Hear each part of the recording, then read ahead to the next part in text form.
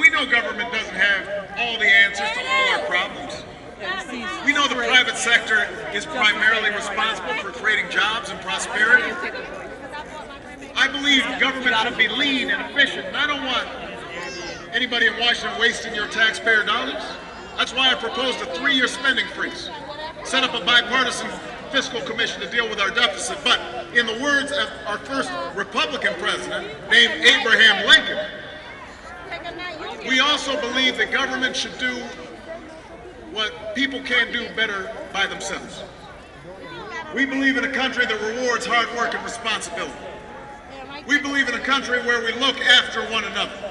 We believe in a country where working people can come together so they can get a minimum wage and better working conditions. We believe that I am my brother's keeper. I am my sister's keeper. That everybody deserves a fair shot at the American dream. That's the America I know. That's the choice in this election.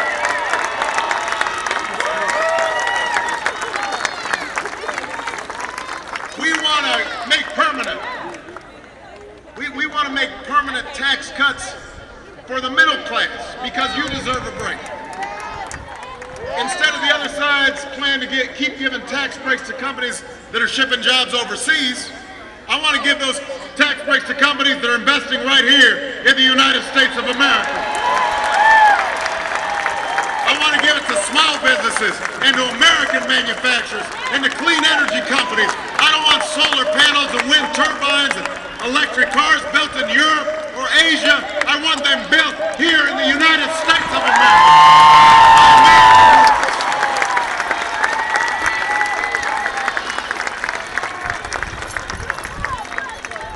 Instead of cutting education and student aid, we want to make our new college tax credit permanent.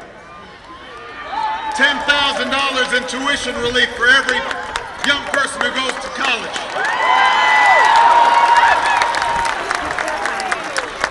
We're going to fight to keep the reforms we made to the student loan system, because thanks to those reforms, tens of billions of dollars in taxpayer subsidies that be going to banks right now are going to students. That's where they belong. If the other side wins, they'll try their hardest to give rein back to the insurance companies and the credit card companies and the Wall Street banks that we're finally holding accountable.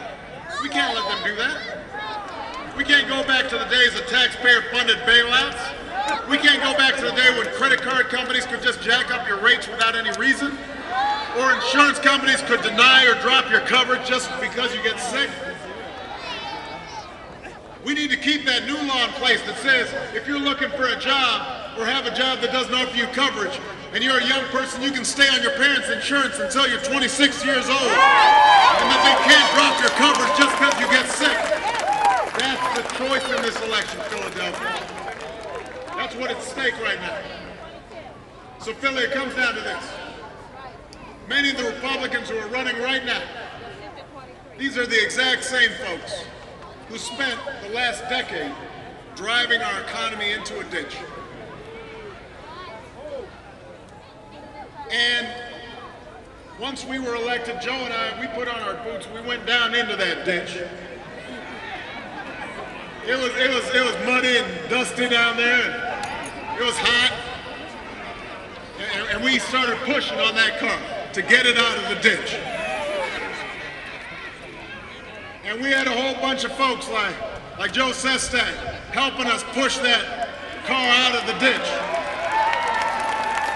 And every once in a while, we'd look up at the Republicans. They had driven it in the ditch, but they'd gotten out and they were kind of taking a break, fanning themselves, and sipping on a Slurpee, watching us do all the work. And every once in a while, they'd say, "Why don't you push harder? You're not pushing the right way, Obama." But they didn't help. And after pushing and pushing over these last 20 months, finally, we've got that car out of the ditch. Now, the car's a little dented up. Fender's a little busted. It needs a tune-up. But it's moving. It's pointing in the right direction. We're on level ground now. we're starting to make repairs, and suddenly we get a tap on our shoulder, we look back, and who is it? It's the Republicans. And they say, what do they say? And they say, we want the keys back. Philadelphia, they can't have the keys back. They don't know how to drive. They don't know how to drive. They can ride with us if they want, but they got to get in the back seat. Because we want to go forward. We don't want the special interest riding shotgun. We want working families, middle class families up front. They're our priority. I just want everybody to notice, when you get in your car and you want to go forward, what do? You put the car in D. If you're going backwards, what do? You put the car in R. That's not a coincidence. You want to ride forward, put it in D on November 2nd.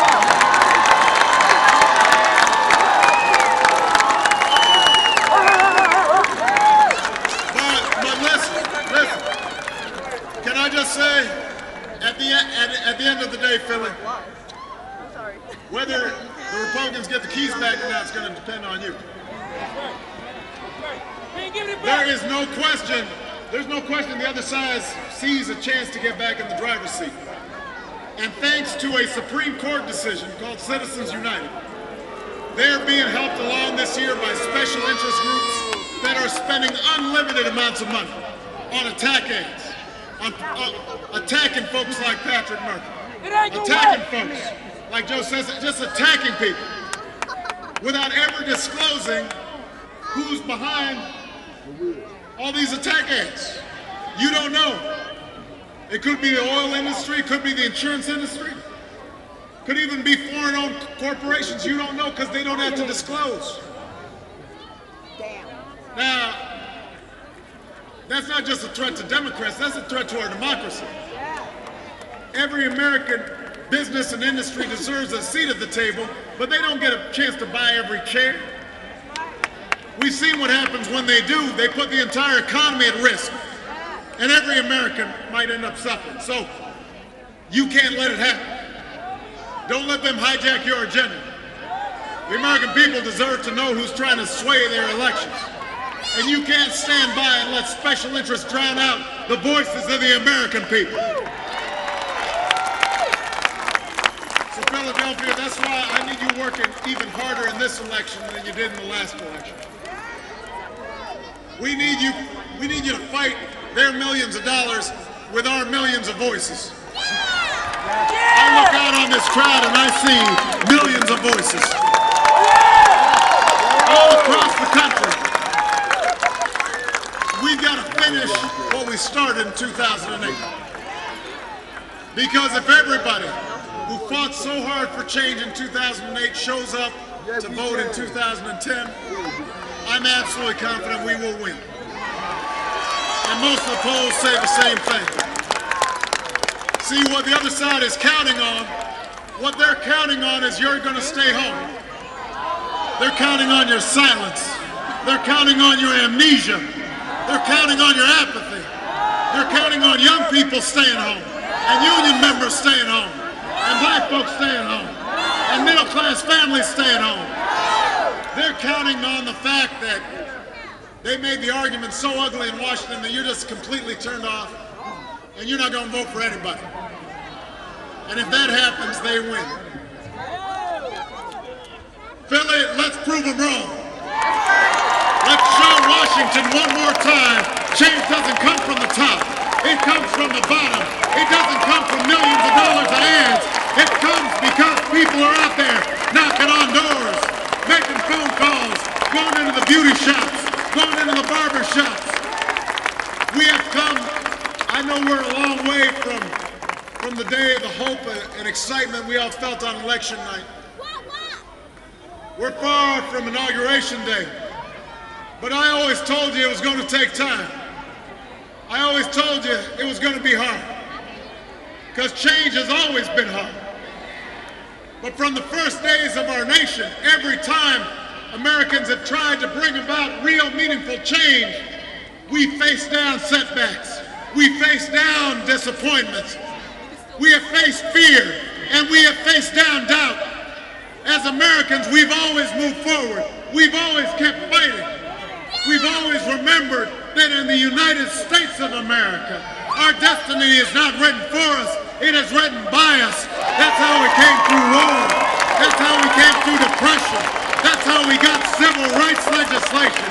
That's how we got workers' rights. That's how we got women's rights. It's being tested right now.